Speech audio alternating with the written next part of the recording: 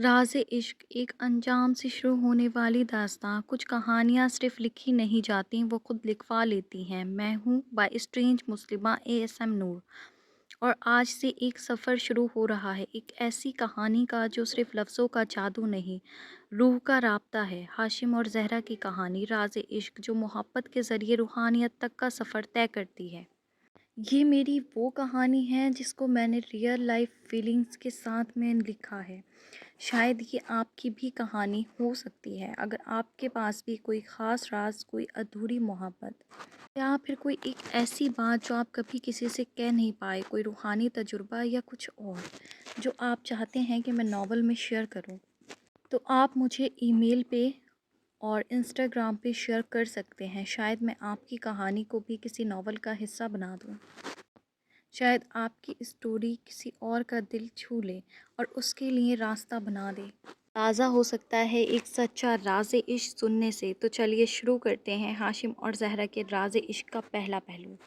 شام کی نماز کا وقت تھا۔ مسجد کے صحن میں ایک پرسکون خاموشی تھی، ہوا میں ہلکی سی ٹھنڈک تھی، جیسے رات خود دل کو چھو لینے آ رہی ہو۔ ہاشم مسجد کے کونے میں بیٹھا تھا، تسبیح اس کی انگلیوں میں گھوم رہی تھی، مگر اس کا دل کسی اور سلسلے میں الجھا ہوا تھا۔ اس کی آنکھیں بند تھیں، مگر اندر ایک طوفان چھپا ہوا تھا، ایک سوال جو سالوں سے جواب ڈھونڈ رہا تھا۔ کیا پیار بھی عبادت ہو سکتا ہے؟ وہ صرف سوچا نہیں تھا، وہ جیتا تھا، لیکن دنیا کی زبان میں وہ جذبہ کوئی سمجھ نہیں پاتا۔ اس کی تنہائی اس کا راز تھی۔ لوگ کہتے تھے ہاشم خود میں رہتا ہے، لیکن کوئی یہ نہیں جانتا تھا کہ وہ خود میں نہیں، خود سے آگے کسی نور کو دیکھنے کی کوشش میں رہتا ہے۔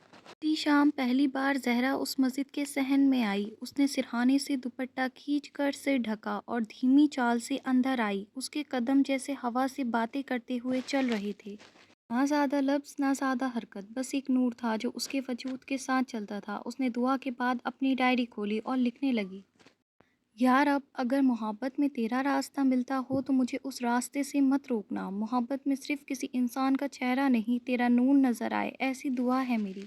ہاشم کی نظر اس پر تب پڑی جب زہرا نے سر اٹھایا۔ دونوں کی نگاہیں ایک لمحے کے لیے ملیں اور پھر دونوں نے نظریں جھکا لیں، مگر اس ایک لمحے نے وقت کا دائرہ توڑ دیا۔ اس رات ہاشم نے تسبیح نہیں گنی، اس نے بس ایک سوال سوچا، کیا یہ لڑکی بھی میری طرح کسی اور نور کی تلاش میں ہے؟ اگلی صبح مسجد کے صحن میں پھر دونوں تھے۔